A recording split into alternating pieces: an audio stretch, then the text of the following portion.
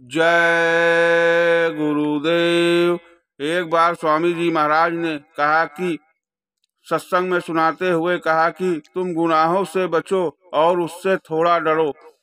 किताबों में तुम्हें कुछ मिलने वाला नहीं, इसलिए चेत कर जाग कर सत्संग सुन लो, या फिर मिलने वाला नहीं। सभी महात्माओं के नाम पर दुकानें लगी हैं, जय गुरुदेव नाम पर भी लोग दुकानें लगा लेंगे। सत्संगियों को चिंता करने की जरूरत नहीं है। जब अन्न नहीं मिलेगा तो इन खेतों में कुछ ऐसी घास है जिसकी एक पत्ती खाने पर 1 सप्ताह तक भूख नहीं लगेगी। मेरे भेद को मेरे आसपास घूमने वाले नहीं समझ सकते तो आप क्या समझ पाओगे। मैं तो यही चाहूंगा कि अच्छे कर्मों में, अच्छे कामों में मेरी मदद करो। अगर बुरे काम करने को कहूँ तो कोई मदद मत करो। जीवों को पकड़ने के लिए मैं हर प्रकार का खेल खेलूंगा, ये बनाऊंगा वो बनाऊंगा, फिर सब खत्म कर दूंगा। उसके बाद केवल सत्संग सुनाऊंगा और कुछ नहीं। जो ठोस होंगे वो रह जाएंगे, बाकी हट जाएंगे। प्रसाद डॉक्टर की दवा से भी ज्यादा काम कर जाएगा। लोगों ने प्रसाद की बहुत परीक्षा ली और बताया, घर से बाहर जाओ तो थोड़ा प्रसाद साथ रख लो। प्रसाद ध्यान भजन में भी काम करता है। यह जगी हुई आत्माओं का होता है, यह ऊपर से लाया जाता है, यहाँ का नहीं होता है। तुम अमेरिका में चले जाओ या दुनिया के किसी कोने में चले जाओ, मैं तुम्हें बराबर देखता रहता हूँ। महात्मा उस पर्दे को जाहिर नहीं करते और यदि कह दे तो तुम भाग कर चले जाओगे और वापिस नहीं आओगे। सत्संग का बाजार एक ऐसा बाजार है जिसमें लोहा लक्कड़ से लेकर हीरा जवाहरात तक मिलता है। अब तुम अपने को देखो कि तुम किसके ग्राहक हो। मैं तुम्हारी सब बातें जानता हूँ, जिस दिन से पेट में आए और जब तक खाक में नहीं मिल जाओगे तब तक की सब बातें जानता हूँ। जब कभी तुम इधर उधर होते हो तब तुम्हें बातें समझानी पड़ती हैं। सीधे चलते हो तब ठीक है, धीरे धीरे सब सीख जाओगे, विद्वान बन जाओगे। हमेशा सत्संग के लिए ललायित रहो, सत्संग के लिए दीवाने रहो। सत्संग ही नाम से जोड़ता है, गंदगी साफ करता है। रटन लगाए रहो। जब सूचना मिले कि 20 मील 25 मील पर सत्संग होगा तो तुरंत पहुंचो, अपनी खुराक लो, भोजन लिया और चल दिए। बाबा जी जिसको पकड़ते हैं उसको छोड़ते नहीं, और जो मालिक की याद में लगे रहते हैं उनका ना कभी कुछ हुआ और ना कभी कुछ होगा।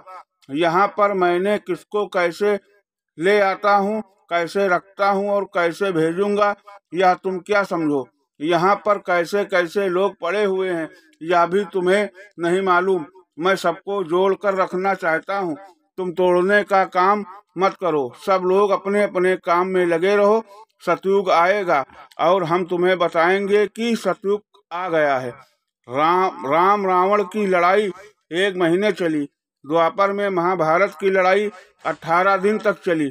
बहुत सारे लोग मारे गए। अब तो लड़ाई 18 मिनट की होगी, सारी दुनिया तबाह हो जाएगी। मुसलमानों की किताबों में लिखा है कि सतयुग आने के पहले 14वीं सदी का अंत होने पर श्रेष्ठ में कोहराम मचेगा, हाहाकार मचेगा। उसी समय पर एक महात्मा, एक फकीर खुदा का पैगाम लेकर जमीन पर उतरेगा। मैंने सन 1952 से प्रचार शुरू किया, घर घर गांव गांव जिले जिले दौरा किया। मैंने कोई घास छीली, मैंने आदमियों को तैयार किया, अच्छे लोगों को तैयार किया, और वक्त आने पर वे सामने आ जाएंगे। संत सदगुरु कभी कभी मौज में आकर अपने शिष्यों की परीक्षा भी लिया करते हैं। संतों की परीक्षा में वही उत्तीर्ण होता है जो पूरी तरह गुरु के वचनों पर कुर्बान हो जाता है। जो शिष्य ढुलमुल होते हैं और गुरु को इंसान समझते हैं वो धोखा खा जाते हैं। आपको नामदान दिया जाता है, यह एक टिकट है, संतों का दिया हुआ पास है। भविष्य में शासन महापुरुष का होगा, जो उनकी आज्ञा में चलेंगे वही शासन करेंगे। कानून महान आत्माओं के बनाए होंगे। महाबली एक शासक होगा, धर्म मुकुट सिर पर धारेगा, धार से देगा पाप हटाए। जय गुरुदेव की वाणी। मैं जिसको एक बार देख लेता हूँ तो भूलता नहीं, और जिसको पकड़ लेता हूँ फिर छोड़ता नहीं हूँ, और तब तक नहीं छोड़ूंगा जब तक उसे वापस घर में नहीं पहुंचा दूंगा। जिन लोगों ने सत्संग छोड़ दिया, सत्संगियों से मिलना छोड़ दिया, इसके विपरीत सत्संगियों की निंदा में लग गए, आगे इसका परिणाम अवश्य मिलेगा। क्या यही भक्ति है? असली भक्ति करने वाले अटल रहे हैं। उन्हें कौन सी हस्ती है संसार में जो सत पथ से गिरा दे? अतिशय रगड़ करे जो कोई, अनल प्रगट चंदन से होई। कितने युग सदियां बीत गई समझाते समझाते, कबीर बनकर, नानक बनकर, दादू बनकर, दरिया बनकर, गोस्वामी बनकर, और आज भी तुम्हें समझा रहा हूँ।